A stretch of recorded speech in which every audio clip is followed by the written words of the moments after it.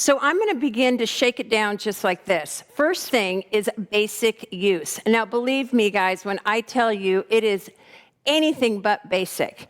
But these are some of the things that are going to help you and set you apart from any of those coaches out in the industry. A lot of times people want to know what that secret handshake is for TRX, and guess what? This is it. Basic use. We have a 663 shortcut so you can remember it. We have the 6 body positions, 6 procedures, and we have 3 principles of progression. So these 3 are going to be very important in basic use. We have our body positioning, which is basically my body relative to the anchor point. This will give you an orientation of the person when they're working on the suspension trainer and when they're working through their exercises. Then we have the 6 procedures. This is basically the way that you are able to adjust the suspension trainer relative to the person, as well as where the person needs to be with the suspension trainer. And finally, we have the 3 principles of progression. These are really fun because this gives a unique part of TRX and suspension training, its scalability. You're able to modify it and progress it for any level of fitness. So it gives you a huge scale of being able to adjust the exercises. All right, so now we're going to start to layer on to that basic use.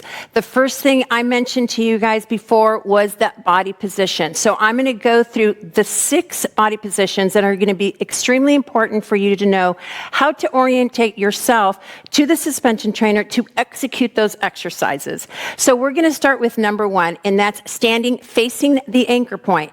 Now just know there's going to be some adjustments of the strap. So to do this, we're going to go ahead and place it in that mid-length position. So I'm going to show you quickly so that you can see some of the exercises that we do in this standing facing the anchor point. So exercises such as TRX squat. This is the exercise that you would do standing facing the anchor point. The next one is standing facing away. So I'm going to lengthen it to show you I'm standing facing away from the anchor point, looking straight forward, and this is more commonly used for the TRX chest press. Bringing yourself to this position will start properly and be able to lengthen your arms completely through the exercise. The next body position is standing sideways to the anchor point.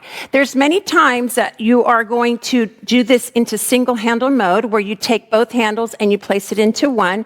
In this case, I'm going to just show you quickly just so that you see the orientation of my body relative to the anchor point. I'm going to hold on to the handles with one hand, and this is going to be the TRX T-spine exercise. You're just going to go ahead and use that and be able to know that the orientation is to the side.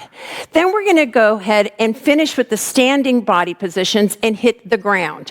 So these are going to have a very specific length in the suspension trainer, and that's going to be mid-calf. You want the bottom of the foot cradle to be mid-calf, both of them. Remember, you always have that equalizer loop, so you don't have to be too much of the adjustment on both straps, but you definitely know that you have the ability to do that. So once you do this, you want to be able to go standing facing the anchor point. I'm going to go ahead and go ground onto the floor. You're going to place your heels in. Place your heels into the foot cradles, and this will be your ground facing the anchor point. You're going to go ahead and take this exercise, bringing the heels into hamstring curl and extending, bringing the hips down. The next body position is going to be ground facing away. With this one, I'm going to have toes in, and we can just use a simple exercise at the TRX plank.